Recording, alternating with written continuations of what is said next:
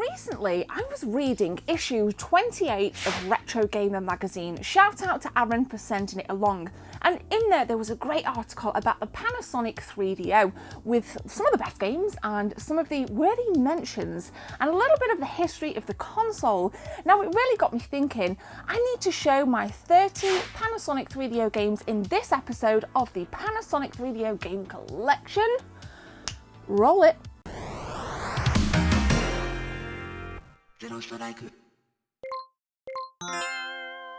So we're going to dive straight in, and I'm going to show a corker of a game right here. This is Space Hulk, and it was ported to many different consoles, and it looks absolutely fantastic by today's standards on the 3DO.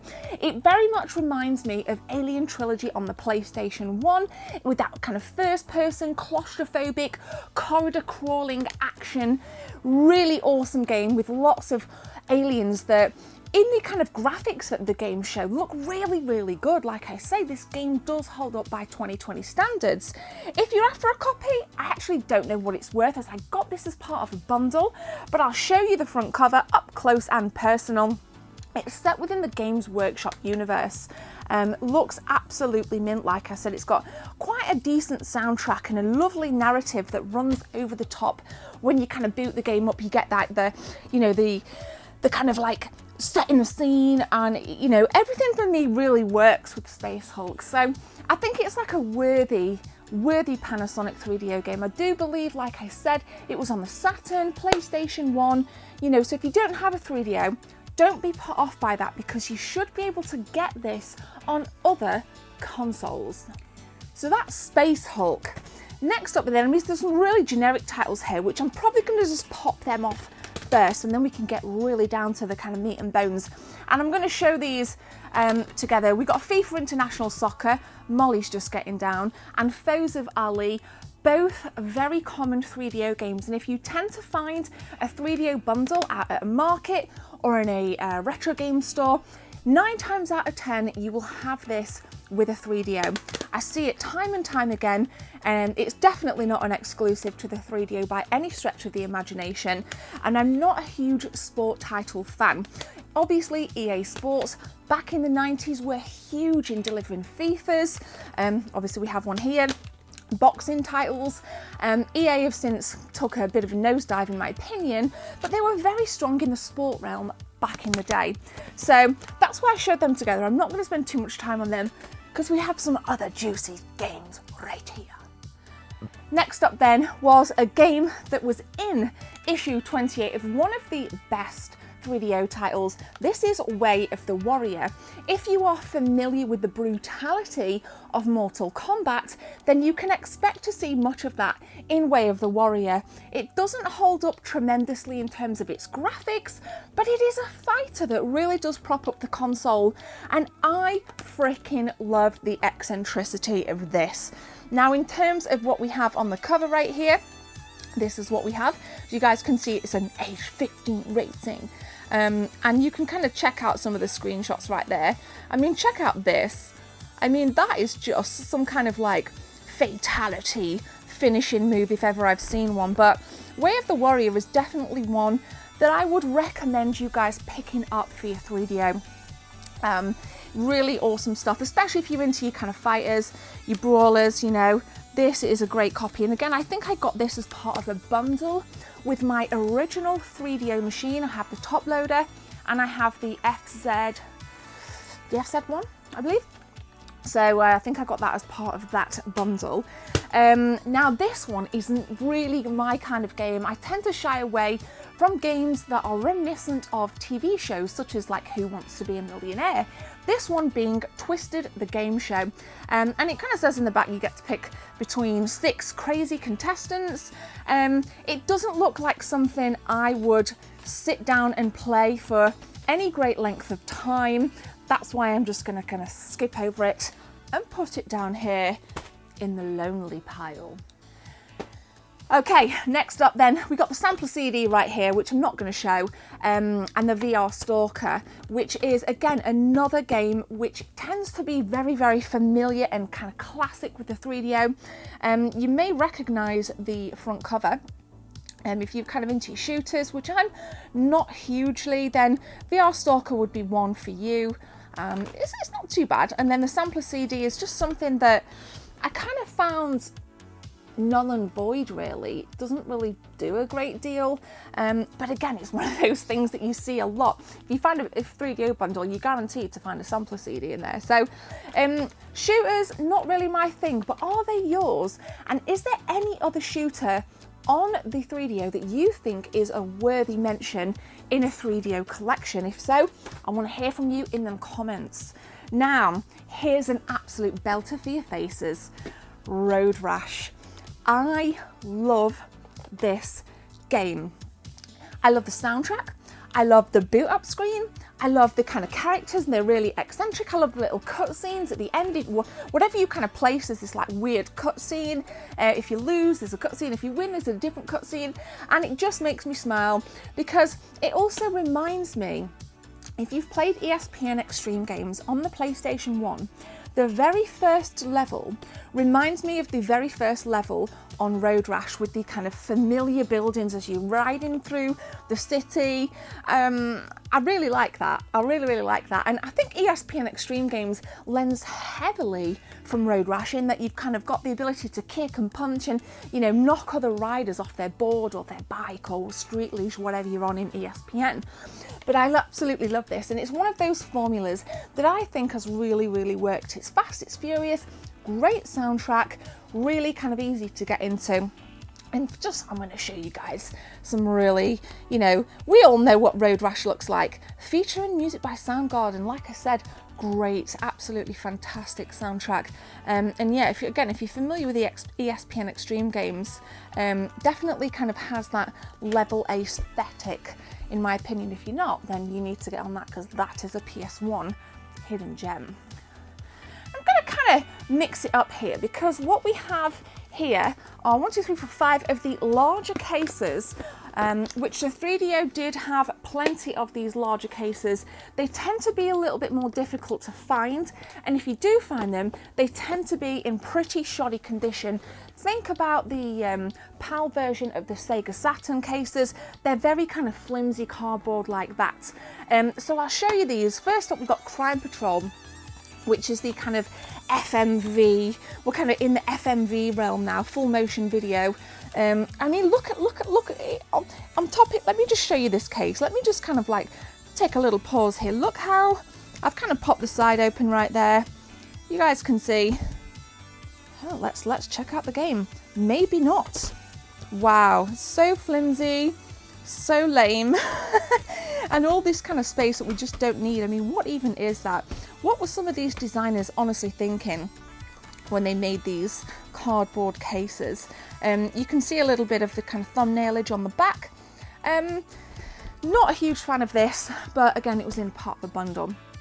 Next up then we have Mad Dog 2 The Lost Gold, which again is another belter of an FMV. And I think FMV back in the day it really did push the kind of hardware limits, I think. You think a lot like Night Trap on the Sega CD. It was like, wow, real people, real actors. I think it was more of a wow factor rather than an enjoyment factor for me back then. Hopefully you'll know that. This actually still has the original price tag on it, 25 quid, from a place called Game Over, so that's pretty interesting. Nova Storm, again, another kind of flying sim. Not a huge fan of flying sims, like I said. Psygnosis, hugely popular back in the day for the likes. I remember them doing the Destruction Derby series. Really love Destruction Derby. The first one is the best in my opinion. But I'm not kind of going into these too much because I'm not a huge fan. Again, another shooter right here, Super Wing Commander. This actually says on the front NTSC. Yeah, not played it. So if you've played it, let me know in the comment section. Super Wing Commander, is it a nice little gem of a game, or is it one that you just need to kind of walk straight past if you see it at a retro gaming market? Now here's an interesting, I love the movie, Demolition Man, Stallone and Snipes. So this, again, I haven't played this version, but it says here, as featured on Entertainment Tonight, Well, that sold me. Demolition Man for the 3DO system is already hailed as the most true to the movie interactive video game experience ever. Yes, I guess it's going to be another one of those games that doesn't really hold up by 2020 standards. It looks pretty gnarly, but I haven't really played it on the 3DO, so I can't really comment much on these, but I'm just showing them again as the part of the collection, and hopefully you guys can plug some gaps in the comment section below. Right, here's a classic then. Theme park. This particular theme park was ported on so many consoles. I remember first seeing it on the PC. My friend had a PC which cost £3,000 back in the day, and it came out on Super Nintendo, which obviously I had, and I loved the fact that we were able to play a theme park game on the Super Nintendo. It doesn't really differ, other than kind of stability, I guess, but graphically, gameplay doesn't really differ console to console. Still holds up reasonably well, this theme park, and I know we are on the brink of a Planet Coaster release on console, so that's going to be exciting. We can finally sit down on a console again and enjoy a realistic theme park simulator. I loved this back in the day. Didn't really enjoy Theme Park World as much though, but this was an absolute corker. Loved it. Now we've got some of these, I love how the Panasonic 3DO cases vary. You've got the kind of double cases, as you've seen kind of here, you've got doubles, and then you've got the CD kind of cases. So Virtuoso, can't even pronounce that. Haven't played it.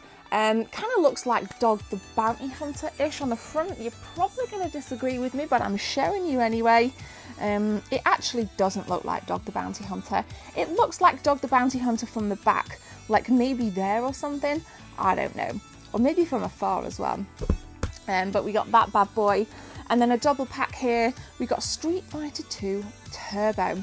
I'm going to check out what is in with this. Now, played this on my top loading 3DO a couple of months back, and Street Fighter tends to hold up pretty well no matter what console you're on, but this, unfortunately, I cannot stand this. This is a demo of Space Ace. Absolutely cannot stand this. I just kept dying, like I didn't know what to do. It's really kind of slack on the frame rate, it's really blocky on the graphics, and I just didn't like it. But again, this is a demo, so where did it come from? Space Ace, presented with a 3DO magazine. So yeah, obviously back in the day you got a lot of demos. PlayStation 1, PlayStation 2 were very top heavy with demos on magazines. I don't recall ever seeing any 3DO magazines then. I don't actually kind of remember standing in WH Smith going, oh, 3DO. Because, to be honest, the 3DO was kind of a forgotten console, really, when I was growing up. You didn't see it anywhere, and when you did, you didn't know what it was. So it's quite nice to step into the 3DO realm now and really become familiar with it. It's a great console. Some may argue that it's absolutely terrible and it's very unreliable, and they do tend to break quite a lot, but I'm really enjoying my 3DOs. Next up then is another staple title on the 3DO, and that is Poe Ed. This is a first-person, I would say an eccentric first-person shooter in the classic 3D environments where you're just kind of shooting what looks like enemies from Clay Fighter on the Super Nintendo. It's a very much of a mismatched style for me. This, fun fact, was one of the first 3DO games I ever played, so this has a special place in my heart because, like I said, it was one of those games that I just kind of totally associate with the system. So, and I do believe, is this out on the Saturn? I'm pretty sure this is out on the Saturn. I could be wrong though, I could be wrong. This, I believe, is out on the PS1, Star Wars Rebel Assault. Now, if this wasn't a Star Wars game, I don't think I'd like it as much, but it's obviously set in the Star Wars universe, so lots of familiarities with the sounds, with the kind of characters that you see, and that is probably the only reason I actually like Rebel Assault. The artwork is so gnarly, very kind of 70s-esque. Check it out. I mean, that would look freaking awesome on a poster. That would, I mean, that just kind of oozes 70s quality right there. Kind of on the back there, step into the boots of Rookie One, an aspiring rebel fighter pilot. Fight your way from the truth. It is Star Wars. and we love it. We absolutely love Star Wars. And what's your favourite Star Wars game, by the way? What is mine? Let me think. Now, I think recently we've obviously had we've had the Battlefront update, Battlefront 2. That's quite enjoyable. That was free on PlayStation Plus. I can't even remember the name of the most recent one, but I really enjoyed it. From what I've played, I really did enjoy it. So I need to kind of get back into that and maybe look at getting that bad boy completed. Next up then is a game that has definitely not aged well in terms of its mechanics. Samurai Showdown is another fighting game that really does suffer in terms of its frame rate. And whilst this holds a pretty penny if you were to purchase it on eBay or at a retro gaming market, I wouldn't suggest you buy this unless you have lots of spare cash floating around, because I think it's a great game as a collector, but it just feels really clunky and really heavy. And you know, when you're playing a fighting game, you want that kind of autonomy just to be able to just whip out the combos and the moves. But I just don't feel that this game does that premise any justice. So it's kind of in my collection because it was part of a bundle. But it's probably one you can avoid. But anyway, I'm just kind of showing it. And then we got some Syndicate, which is another game that was not exclusive to the 3DO. Really nice kind of isometric top-down game, which I didn't really enjoy, but seeing that bullfrog logo on the front gives me all the feels. Check it out. I used to have lots of bullfrog posters on my wall as a little kid. We used to, believe it or not, we used to raid bins at Gordon Harwood's in Alfreton, and they would like chuck out a ton of posters, and we would kind of go into the bins, you know, kind of 12 years old, and pull out the posters, and then my room just had lots of gaming posters in. Tended to be from PC games, as Gordon Harwood's didn't sell consoles, they sold home computers and PCs. So I used to have a lot of Bullfrog posters. It was kind of weird. So seeing that logo always reminds me of raiding bins. Don't judge, we've all done silly things. Next up then, we've got Starblade. We got some Slayer right here. Now Slayer, I haven't played this for absolutely ages. And it says here, you're not a helpless kid anymore. You've grown up and you've got Slayer, the first advanced Dungeons & Dragons game available for the 3DO interactive multiplayer system. Now this, again, I need to jump back into this. I'll show you the cover here. If we've got any D&D fans, kind of bring it down. If you've got any D&D fans in the kind of viewership here, I want to hear from you. And then obviously we've got Starblade, which again is another kind of flight simulator, space flight simulator that I just kind of like, I really struggle to maintain my attention with. But this bad boy, oh yes, definitely need to get back into that. I'd love to see some more D&D stuff come to the Comic Gem. That would be really nice. Now we got 1, 2, 3, 4, 5, 6, 7 games to get through. I'm going to show you guys this, because this was one that I purchased within the last couple of months. This is Killing Time. Again, another first-person shooter with a very intriguing environments, in and out. Little bit of a footprint with Doom, in my opinion. Beautiful artwork, as you guys can see. I mean, check out how poignant that artwork is. Like I said, you've got that first-person shooter kind of stuff. Welcome to the Conway Estate. When I shared some stuff on social media about this, there were some great fans. More than 45 different areas to explore among the hundreds of rooms on the huge estate. So guns at the ready, gamers, because we're in for some awesome times with Killing Time. Mysteries unfold. In this next one, with Alone in the Dark. Graphically it looks terrible, textures are absolutely crap on the 3DO version of the game, but Alone in the Dark is one of those games that's popped up on many different consoles as we've cycled through the generations of gaming. I'm not going to say too much about it, as I've never been a huge fan. Like, have you ever heard me or seen me on any of my social media sit down and talk about Alone in the Dark? If the answer is no, that's probably because I'm not a huge fan, but I know some of you guys are. A classic Amiga title next, but on the 3DO we have some canon fodder. Again, Played a bunch of cannon fodder with my friends on the Amiga 600 way back in the day, top down, kind of going around shooting lots of enemies on the map and then progressing to the next screen and doing the exact same thing with a view to progress level by level. It's a classic formula that really does work. Cannon fodder for me is up there with the credibility of something like Lemmings. It's one of those staple titles that I think a lot of people have played and a lot of people have respect for, and especially on the Amiga, which I've got off camera here. If you kind of say, what's your favourite Amiga game? What's an essential Amiga game? People say cannon fodder all the time, so pretty gnarly. And then some stuff that I've not, I've played D. D is a little horror game. That is, this case is broke. I need to replace that. On the Saturn, I think it's on the PS1.